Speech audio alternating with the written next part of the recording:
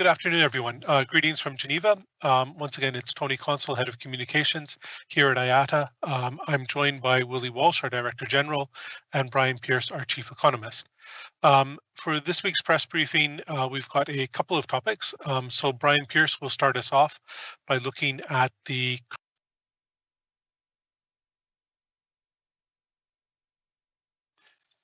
Good afternoon, everyone. Greetings from Geneva. Once again, it's Tony Consul, Head of Communications here at IATA. I'm joined by Willie Walsh, our Director General, and Brian Pierce, our Chief Economist. For this week's press briefing, we've got a couple of topics. So Brian Pierce will start us off by looking at the cargo and passenger traffic results for March.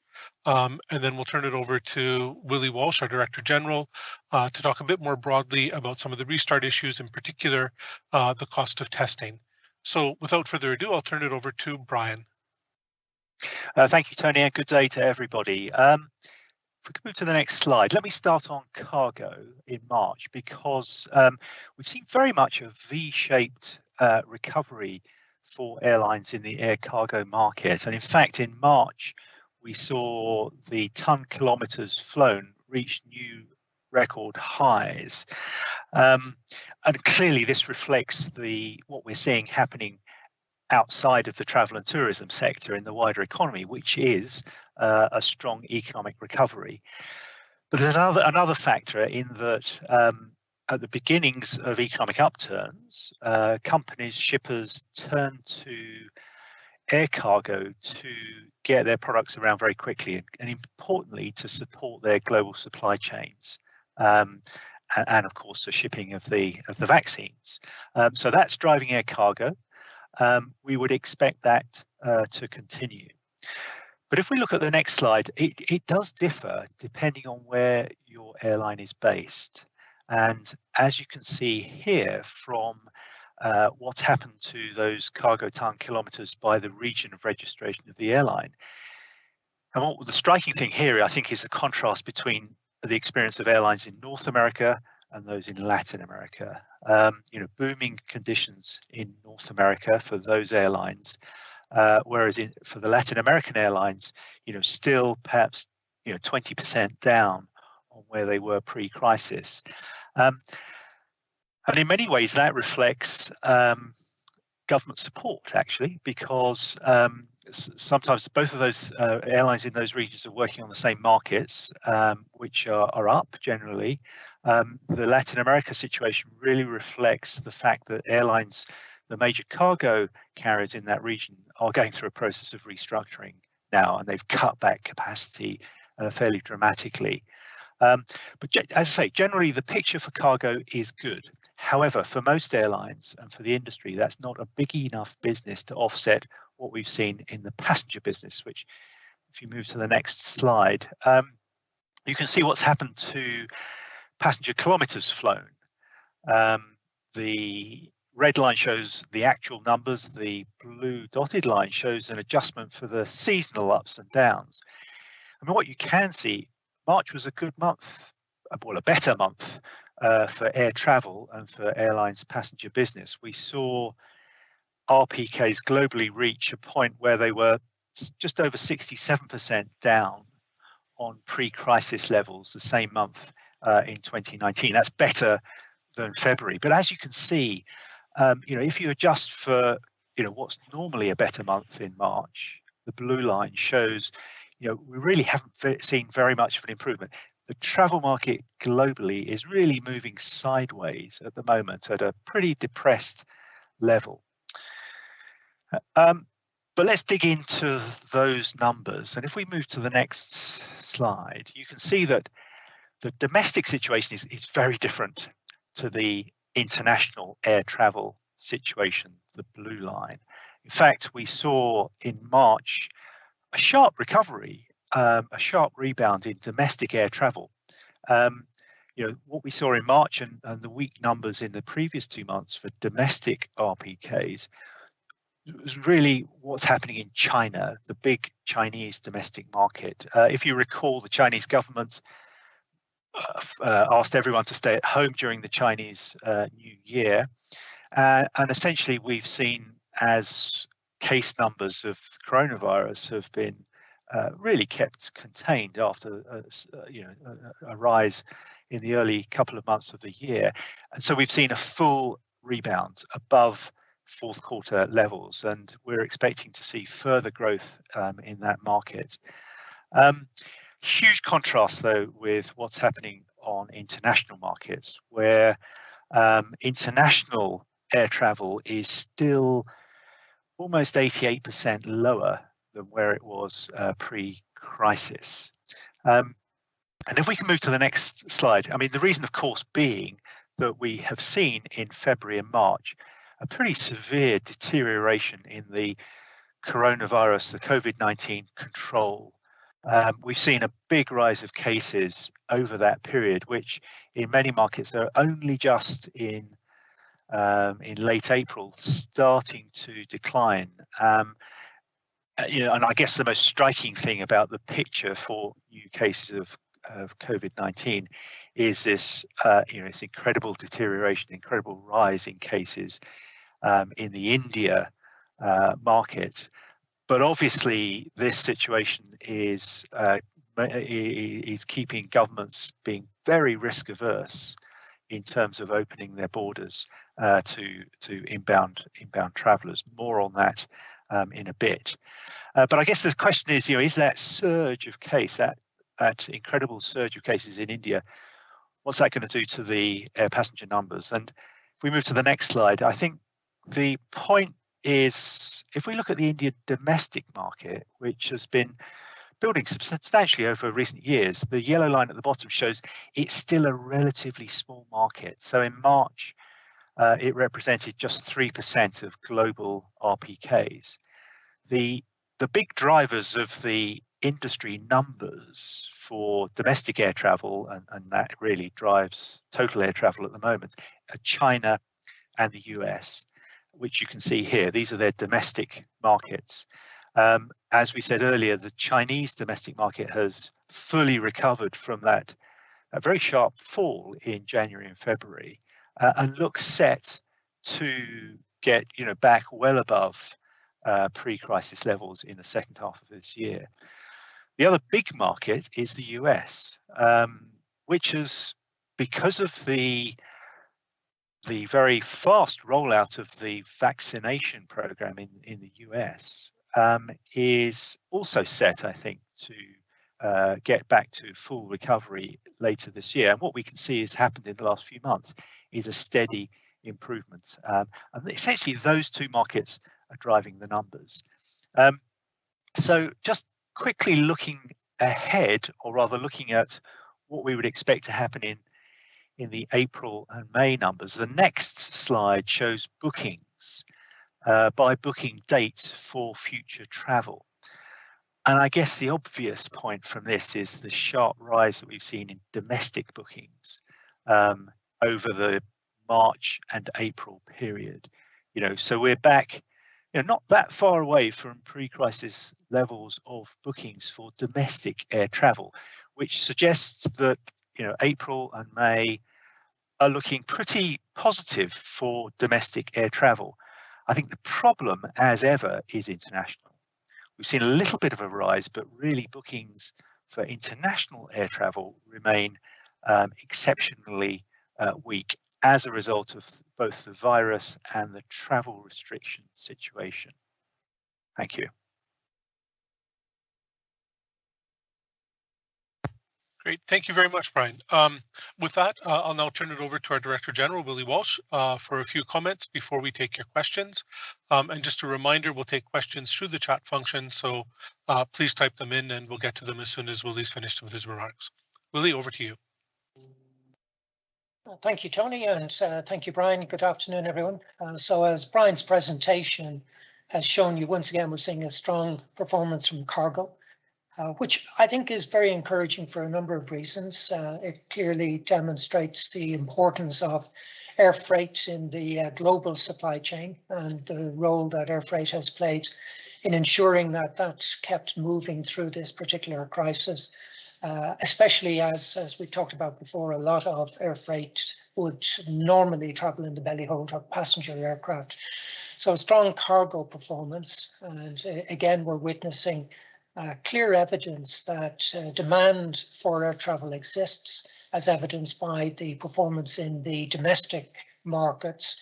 And again, Brian's chart shows a strong performance in domestic markets in the US and China. I think there's every reason to be confident that those domestic markets will return to pre-crisis levels pretty soon. So airlines operating markets where they have a strong domestic market, and that's particularly true of China, US, Russia, and I suppose Australia as well, where it's a big market with a limited number of players. Those airlines will benefit from the performance of domestic markets, but it also gives great encouragement to airlines operating in the international markets, where demand has once again been heavily suppressed by government restrictions. That once those restrictions are relaxed or removed, we will see a strong rebound, and that gives us the confidence that we expressed the last time we spoke about the stronger performance in the second half of this year. Also, it's worth noting that a number of countries, I think at this stage 24 countries, have indicated that they are likely to open their borders where customers can show evidence of vaccination. And we were pleased to see the recommendation coming from the EU Commission yesterday, which highlighted a new approach, a combination of approaches actually. One where they talked about removing restrictions for people who can show evidence of vaccination, particularly those who have used vaccines authorized by the EU, but also made reference to the WHO emergency list. But secondly, talking about countries with a good epidemiological performance, and they've changed the criteria from 25 per 100,000 in the 14-day average to 100 per 100,000 14-day average. So it's a combination of both. I'm not just saying that you have to be vaccinated, and it's critical actually that we continue to make that point, that vaccination should not be the only key to reopening international travel. We believe that as the vaccine rollout, which is clearly having a strong impact on the suppression of transmission, as evidenced by the scientific data that we're seeing, that should enable countries to remove some of the restrictions that they have in place. And we accept that testing will continue to have a role to play in the short to medium term. The important issue for us, though, is the cost of testing. And I've got a couple of slides just to show you some research that we have undertaken at IATA.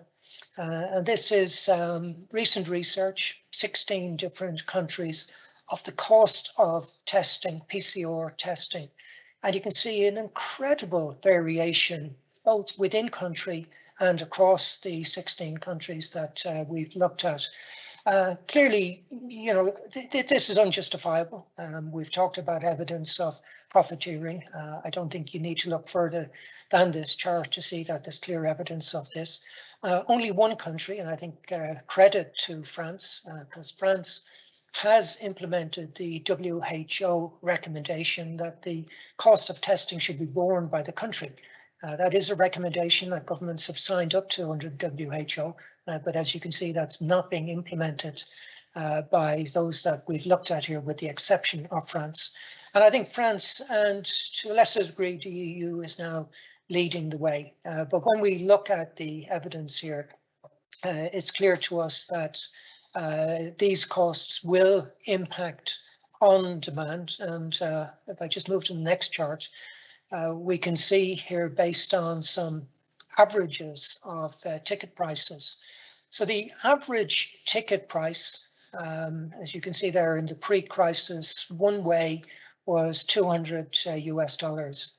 Now, significantly, the average short-haul flight, and we've defined that for the time being as flights of up to 1,100 kilometers, that average was $105 US dollars. So you can see from this that somebody traveling on a short haul flight where they're faced with the cost of PCR testing, and this is looking at the averages of the lower end, 90 US dollars per test, that the cost of the test is going to be very, very significant, and in many cases will be greater, and indeed some cases significantly greater than the cost of the ticket. And then if you look at the impact that this would have on a family of four, the real risk here is that these prohibitive costs will prevent people, families, from exercising their freedom to travel, to visit friends, to take a holiday. And we cannot, as a society, we just cannot allow that situation to develop where only the rich can afford to travel again. The deregulation in the air transport market has been fantastic benefit for consumers, not just for those who want to travel to see their family or to take a holiday, but also facilitating people who have to work in different countries from where they're originally from, or indeed people doing business. So we continue to highlight the excessive cost of PCR testing. We will continue to provide research to support our belief that much of this testing can be adequately replaced by lateral flow antigen testing, which is just as effective from a risk management point of view, but significantly cheaper. And we also need to highlight the fact that governments continue to mandate these tests, but are taking their big slice of the pie through VAT charges. So as I said, there's no evidence other than to demonstrate that people are being gouged by these high prices. We estimate that the actual cost of a PCR test is less than 15 US dollars. We're still doing research into the actual cost, but I think there's clear evidence of very significant markups here. So we're pleased to see that the evidence in the domestic markets continues to support our belief that there will be a recovery in international travel. We're pleased to see that countries are now looking at opening their borders to people who have been vaccinated. We're pleased to see that the vaccination rollout, which is accelerating, is having an impact on transmission. Plenty of scientific evidence to support that statement. And we're optimistic that we will see a relaxation in the current restrictions, and that relaxation will enable international travel to recommence and fulfill the strong demand that we believe exists once we get into the latter part of the second quarter of this year and moving into the second half of next year. So on that, I'm going to hand back to Tony to manage your questions. Thank you, Tony. Great. Thanks very much, Willie. We've got a few questions in the queue. So just a reminder, if you do have questions, please type them into the chat function. The first question that we have has several parts to it. So the first is asking for how we would view the UK and the EU reopening plans, if there's any comparison or best practice in either one of those that we'd like to highlight. So maybe for you, Willie. Yeah, I think the positive. Sorry, I don't know if you can hear me. Yeah, there we go. I think the positive from the EU Commission is that they've clearly identified two pathways to opening, and there appears to be clear evidence of a desire to reopen their borders. The first is acknowledging that people who have been vaccinated should have greater freedom. And the second is that as the vaccines have an effect in suppressing transmission, we should see the 14-day averages begin to lower. And also, I'm pleased that they have recognized that, managing risk is a critical issue.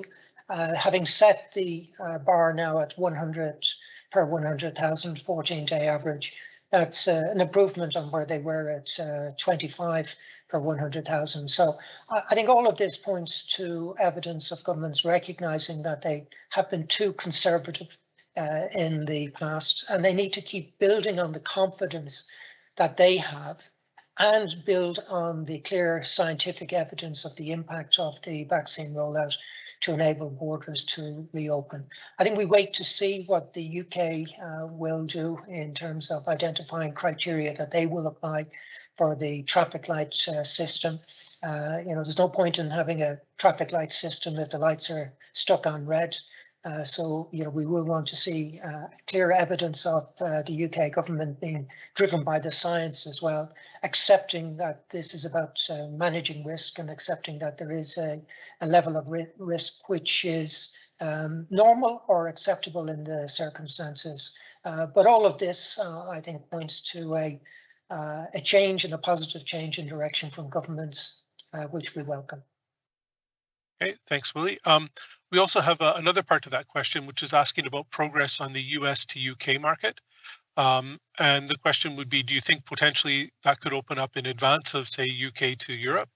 And any other insights you have on how those discussions are going? Well, we know that the UK and US governments are in dialogue with one another. I think there is good reason to believe that the UK and US, given the very positive impact of the vaccine rollout, and in the case of the UK, the significantly lower 14-day average. I think it's now somewhere in the order, in fact, I have it written down here, 46 per 100,000 on the 14-day average. So that's a very significant improvement. The US is still above 200. I think the last figure I saw, I'm just checking, it was 259.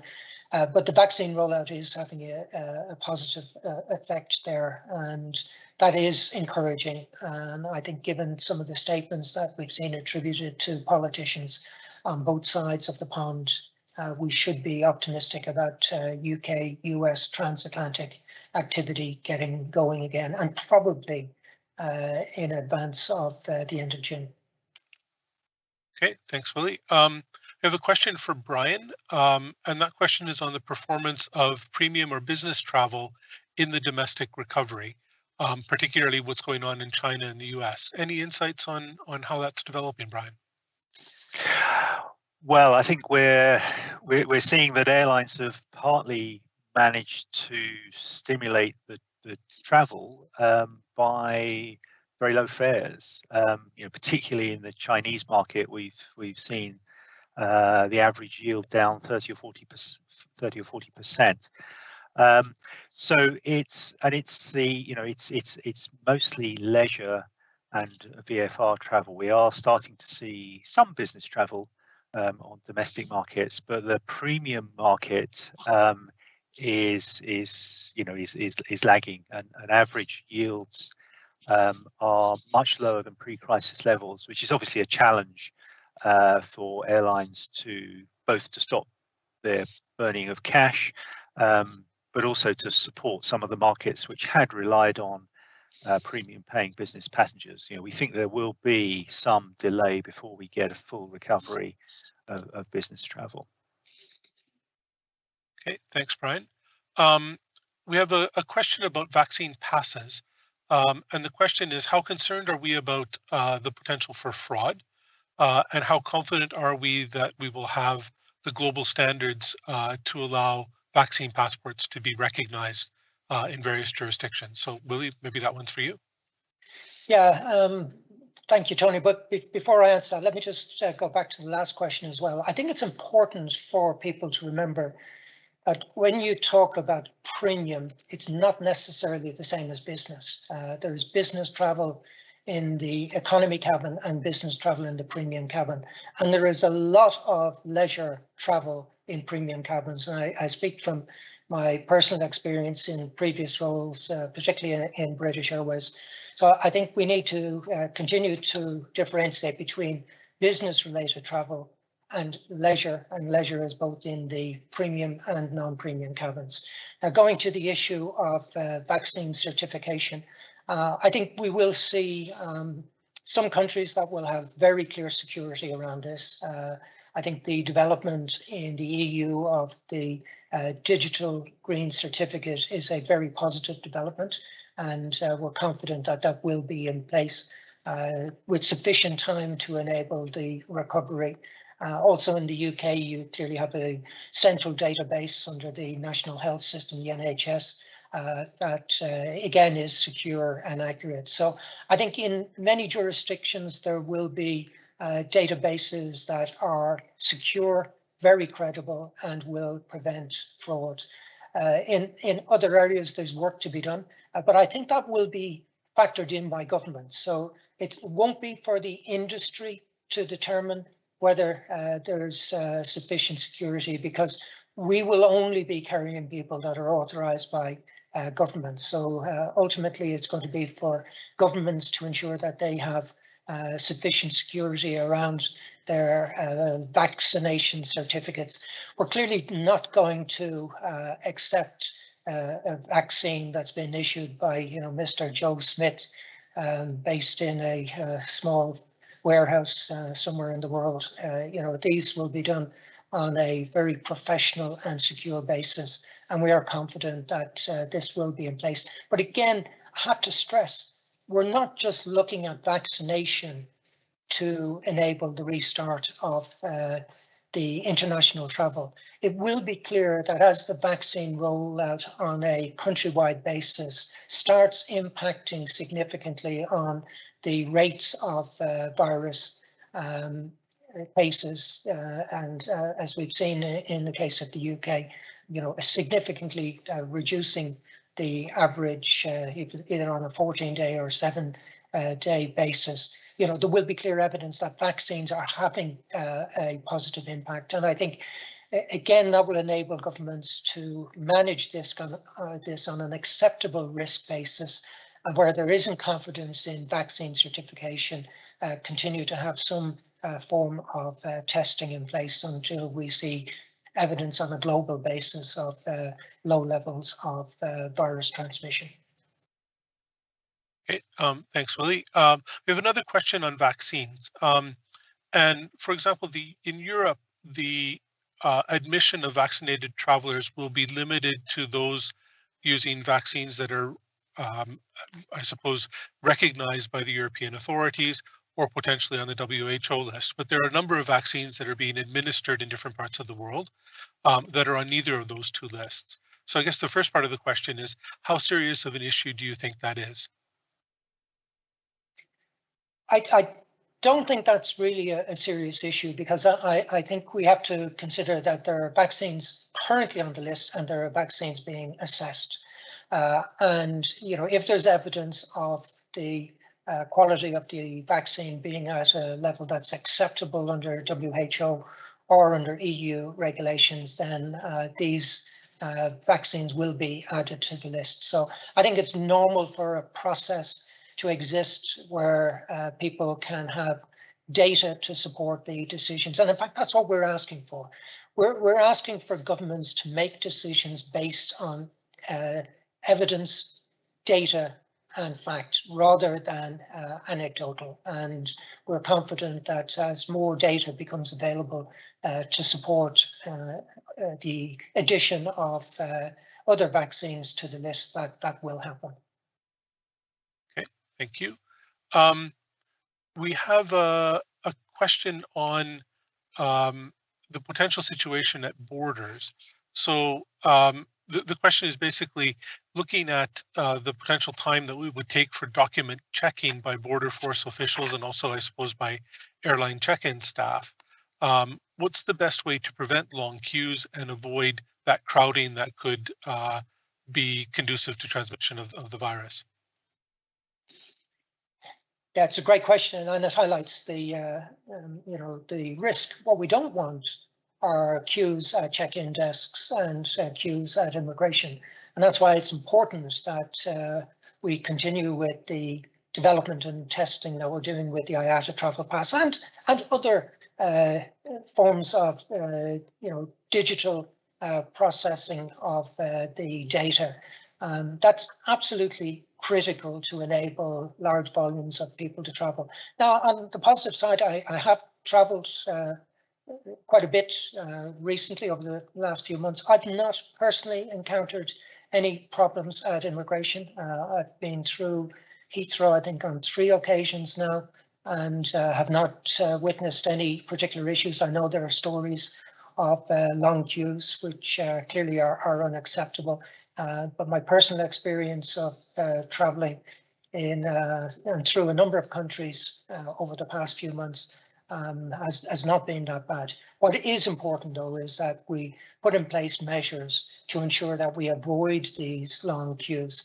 Now, the IATA travel pass will certainly facilitate customers departing, their interaction with the airline, where they can integrate the IATA travel pass into the airline app and enable them to continue to check in online, and the airline will have security that the passenger has complied with the regulations.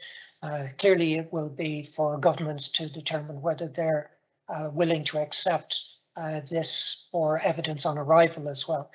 I think that will happen because we are interacting with a number of governments who have shown significant interest in working with IATA and accepting the travel pass. So I think we should all be working together. Nobody wants to see unacceptable queues, be it on departure or on arrival. We should all be working to a common agenda to ensure that we avoid creating a risk of transmission, however small that may be. So I'm optimistic that we will have the appropriate measures in place, and we continue to see very positive feedback from the airlines that engaged with the IATA travel pass, and very valuable feedback from customers who are using it, which will enable us to refine the travel pass to ensure that it's very effective when we see high volumes of passengers traveling again. Okay, thanks, Willie. There's been a lot of discussion about the summer and what the potential for the summer travel season would be for the Northern Hemisphere. So the question is basically, how optimistic are you about the summer, and compared to 2019, at what levels do you think we might be able to reach?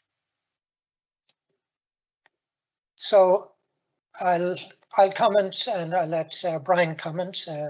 He's the economist. I'm not going to say anything bad about economists, other than they can never agree with one another and they never quite get it right. But Brian is, as I've said many times, he's the best economist in the industry and knows a lot about our industry, in fact, better than anybody else.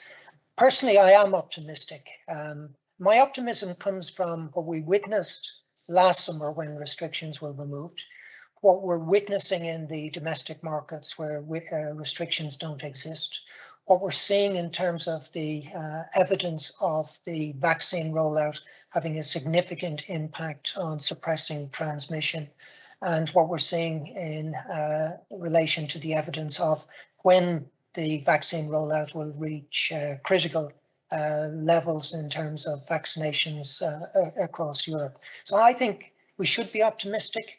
We're heading in the right direction. We're seeing evidence of governments looking at changing their policies, and I think that all supports the view that we will see recovery starting in the next month or so, but certainly being in place for the second half of this year.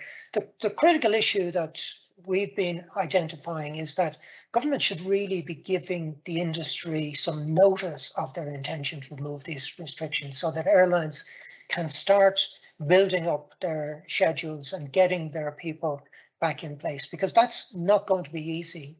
Many airlines have furloughed most, if not all, of their pilots, and it will take time to retrain and bring them back up to required levels of currency. So the more lead-in time we have available, the better airlines will be to be able to take advantage of the recovery. But maybe Brian would like to comment.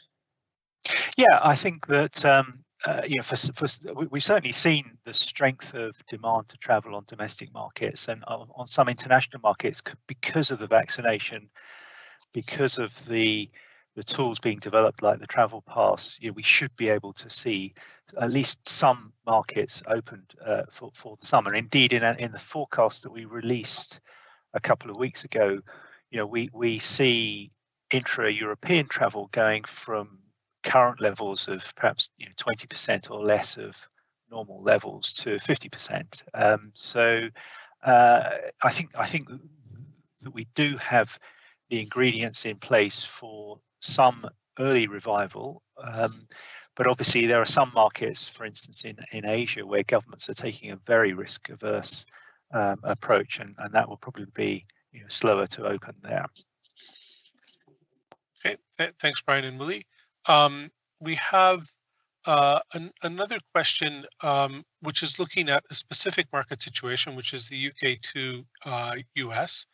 And the questioner notes that a letter from many organizations was sent to both governments asking for the development of a travel corridor, and specifically, what's the status of those talks? I know, Willie, you spoke about it a bit earlier, but is there any further comment that you could give around that?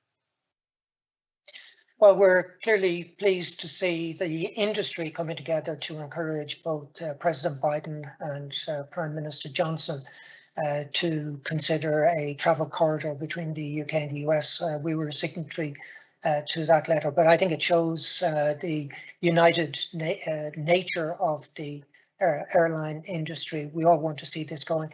I think it will send a very strong signal to the world that we are getting back to a more normal environment. And I think that's a message that a lot of governments want to send out. Clearly, it has to be timed appropriately, but given the huge investment in testing that governments have made, the investment in vaccinations, the acceleration of the vaccine rollout, the promises that were made by governments that this would enable us to get back to a normal way of living, the promises that were made around removing restrictions if the vaccines were sufficiently effective, and there's very clear evidence that that is the case. I think that will be important, therefore, to governments to follow through on their statements. And I think that's particularly true of the UK and the US. It's a very important transatlantic market. And I think the best thing we can say is it's good that the governments are talking to one another. That's significantly better than if they're not. And I have good reason to believe that there is evidence that they want to look at a sensible way of reopening that market. And that will send a very strong signal to other markets as well. Okay, thank you. Brian, you spoke a lot about the recovery being led by domestic markets. There are airlines in many parts of the world, including the Gulf area, where you have very small domestic markets, but very large international operations. So the questioner is asking specifically for Gulf, but maybe you can comment more broadly about other markets as well. What's the prognosis for airlines that don't have domestic markets to prop up their business in the recovery phase? Well, I think we've already seen the benefits to airlines with big domestic markets. I mean, the North American airlines are seeing both in terms of the recovery in their business, but also in terms of their financial position, quite a sharp improvement. For those regions like the Gulf, like Europe, which rely very much on international markets, clearly it's going to be a slower path to recovery.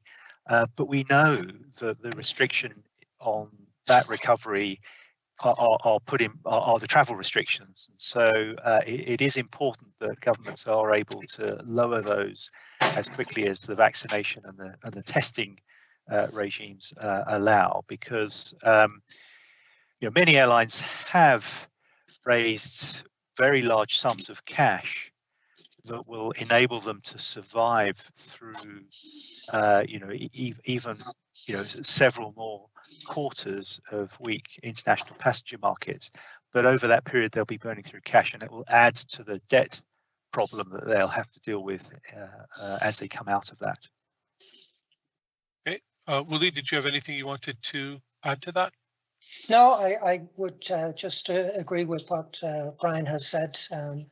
So, you know, I think let's take encouragement from the fact that domestic travel shows that people will travel, will fly when the restrictions are removed, and that's you know, will help to convince everybody that the recovery in the airline industry will take place when we see these current restrictions relaxed. Okay, thank you. We have a slight change of topic. So a question focusing on the cargo side of the business. And there are a couple of elements to that. So the first is for Willie, what do you see as the priorities for cargo and IATA's activity in the cargo area for the rest of 2021? Well, you'll be pleased to know that Tony has committed me to speak at an event. I think it's next week, Tony, is it? On the 12th of May in relation to cargo. And then later on this year, the Cargo World Symposium, I think, which is scheduled for the 12th of October. So you're going to hear me talking a lot more about cargo. But just to say that, you know, we are doing a lot of work on improving cargo performance through digital means. There has been excellent development in terms of the standards and processes. We've got to now translate that into a change in the way the cargo industry operates. But I'll have more to say about this when I speak at the event next week. So maybe to encourage everybody to attend, you can contact Tony and he'll let you know about the details of that. Perfect. And then the second part of the question is referencing the search for a new head of cargo at IATA. So any progress or updates on how that's going? Yes, we continue to make progress on that. I can't say too much because we are in a process, but I expect that we'll be making an announcement in relation to that in the very near future. Okay, thank you. And then I guess just a last question. It seems that, well, actually encouragement for people, if you have more questions, put them in the queue. If not, this will be the last question. It does seem that over the last week, there have been lots of small announcements that seem to be pointing in the right direction in terms of the industry recovery and reopening of borders. I guess, Willie, how much more optimistic are you this week than you were, say, a couple of weeks ago? My optimism grows by the day, to be honest with you, and that stems from looking at the data. And the more and more we analyze data, I think the better. And one of the roles that we have in IATA is to ensure that we have good data to support the comments and the arguments that we're making, and encourage governments to look at the data and be influenced by the data. You know, I hear politicians talking about being influenced by the science. The science should be influenced by the data, but in many cases there doesn't appear to be clear evidence of that. So we're encouraged by the data that we're seeing. We will continue to do more research to support the arguments, and everything we're seeing at the moment points us to being more optimistic about recovery. Okay, great, thank you. We have one question that just came in, and that's asking or referencing your comments on price gouging by testing or in the testing area. And the question is, who are you referring to? Is it the pharmaceutical companies? Is it the testing companies that are operating on site? And what should governments be doing in terms of intervening in that matter?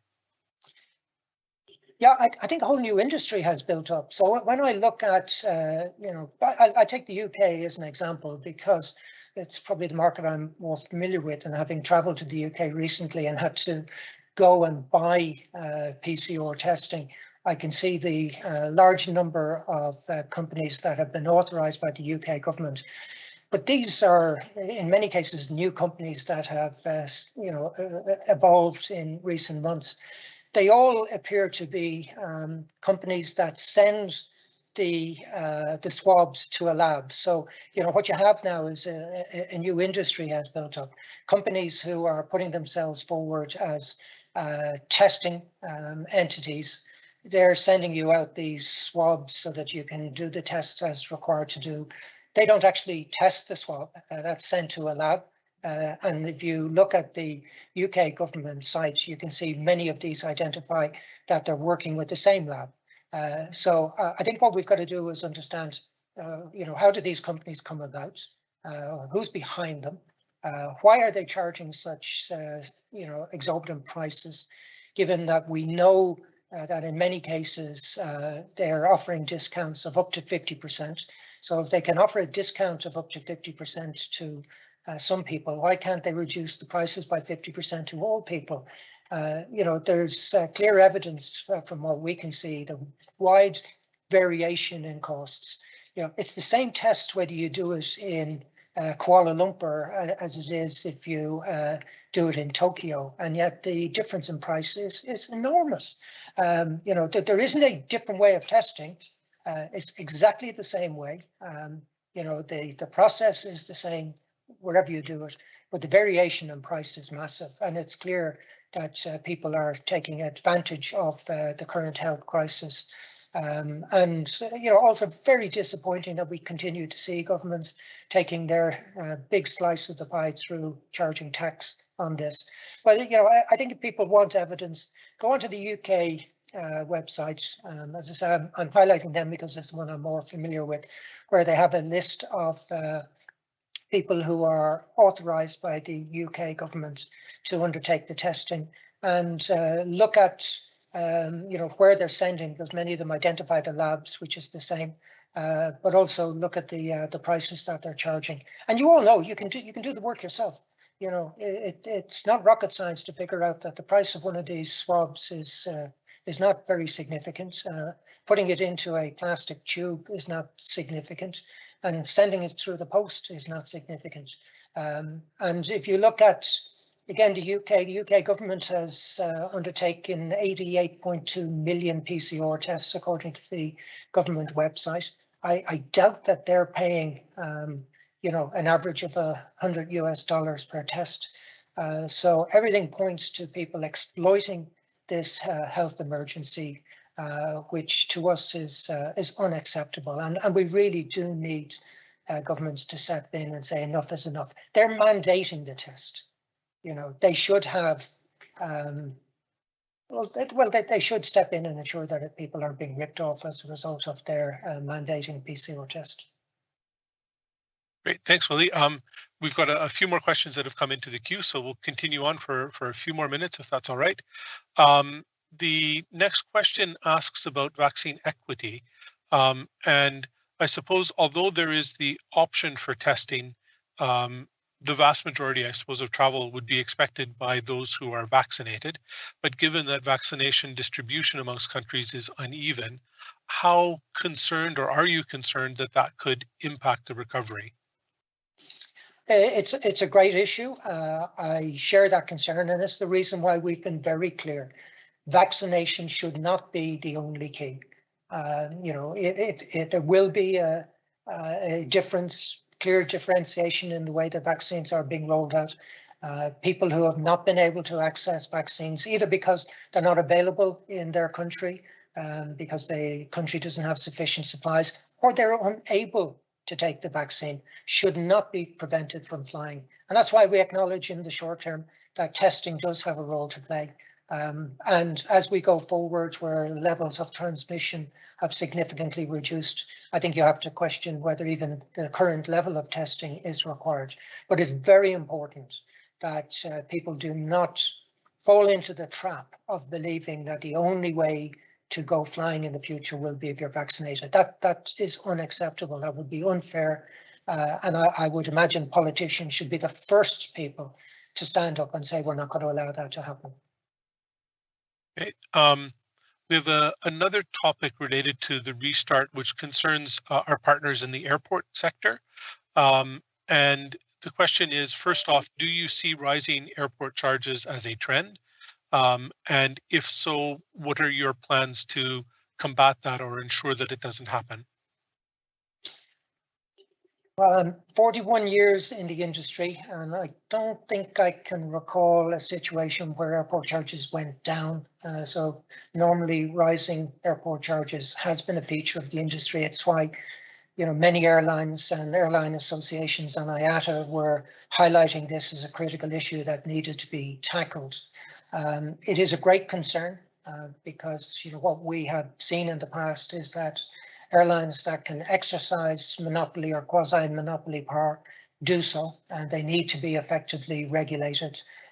We still see evidence that regulators are soft when it comes to airport regulations. So even where we have regulators in place, they don't always act in the interests of the consumer because they believe they need to provide incentives to airports to invest properly. I just struggle to understand why any competent business person would need to be incentivized like that. It's to me, it's a very, the most basic and fundamental principle of doing business that you try and do so in the most efficient way possible. So it is of concern. We are very focused on it. We will continue to highlight evidence when it becomes available to us of airports that we think are behaving inappropriately. And I go back to what I've said before. It must be in the interest of everybody in the supply chain to see the industry recover. Airports have no value if you're not getting customers through the airports. We've always argued that the duty-free shops in airports only exist because airlines are flying passengers from A to B. If there are no passengers there, those duty-free shops are closed. So we need to see everyone recognizing that the most important issue now is for the airline industry to get back up to full speed as quickly as possible so that everybody in the supply chain can benefit. Okay, thanks, Willie. We have a slightly different question. In the middle of this crisis, we're seeing some airlines start up. And the questioner is asking, what's your opinion of these, their prospects for being successful? And would you do it yourself? Yeah, it's a great question. I'm not sure I would pick now to start an airline. I can see why some people believe they're attracted to it, but honestly, if you look at it, the airline industry was very competitive. You've heard me talk about it before, brutally competitive. Coming through this, pretty much every airline will be more efficient than they were going into it because all airlines have been forced to tackle areas of inefficiency and to accelerate plans that they've had to become more efficient, because that's in the nature of our business. Because of competition, everybody is always striving to become more efficient, to lower their cost base where they have controllable costs. So the potential advantage that a startup would have is, in my opinion, not great. In fact, in many cases, given the lack of scale, there's going to be no advantage, in fact, a significant disadvantage. But it's nice to see because it keeps us all healthy, keeps all airlines on their toes. And where there are people who believe they can succeed in the industry, I'm not going to discourage them. But what we do need to ensure is that consumers are protected and that consumers are smart, and that consumers don't get sucked into buying tickets from an airline that clearly has no prospect of being viable and surviving. Okay, thanks, Willie. We have one potentially last question, which is just asking about the situation in Latin America, particularly in Brazil. So I don't know, maybe Brian from the economic side, do you want to start? And then Willie, if there's more general comments on Latin America. Right, okay. I mean, the Brazilian domestic market is obviously so important for airlines in the Latin American region, and that had been a relatively robust market, but with the difficulties that we're seeing with one of the variants of the virus, obviously that has set back the improvements in that particular region. Willie, anything you'd like to add on the Latin American situation? No, just to reinforce what Brian has said, clearly very challenging for the airlines there, but all of them restructuring. So again, going back to what I said earlier, coming through this, those that survive, and they will survive, will come out of this crisis in a stronger position. And maybe just to finish, most people know that I like quoting from Irish writers. So here's one from George Bernard Shaw, which I thought is appropriate. He said that both optimists and pessimists contribute to society. The optimist invented the airplane, the pessimist the parachute. So yeah, I'm an optimist. I think I've good reason to be optimistic, and I've never used a parachute. Great. Well, on that note, I think we'll call this briefing to a close. So thank you very much, everyone. As Willie mentioned, we will be doing a cargo briefing next week. Details of that will be out shortly. There are 3 releases that we're putting out today, one on cargo, one on traffic for passengers, as well as one on the cost of testing.